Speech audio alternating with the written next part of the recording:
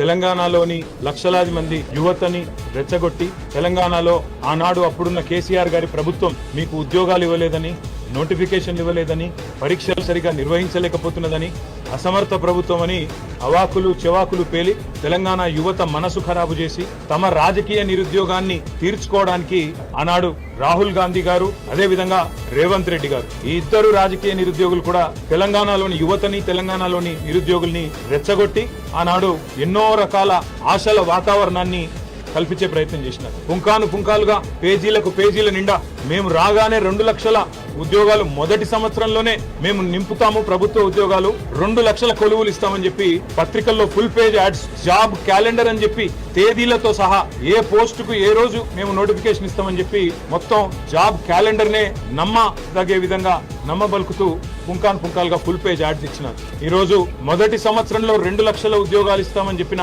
Congress party తమ ఉద్యోగాలు అయితే తెచ్చుకున్నారు. ఇద్దరు రాజకీయ నిరుద్యోగులు, ఒక ఆయననేమో ముఖ్యమంత్రి అయిండు, మరొక ఆయననేమో జాతీయ స్థాయిలో ప్రధాన ప్రతిపక్ష నాయకుడు అయిండు. కానీ తెలంగాణలో ఇస్తానన్న 2 లక్షల ఉద్యోగాలు మాత్రం ఇంతవరకు అతి లేదు, గతి లేదు. ముఖ్యంగా ఒక్క నోటిఫికేషన్ కూడా ఈ రోజు వరకు 7 నెలల్లో ప్రభుత్వం ఇవ్వలేదు.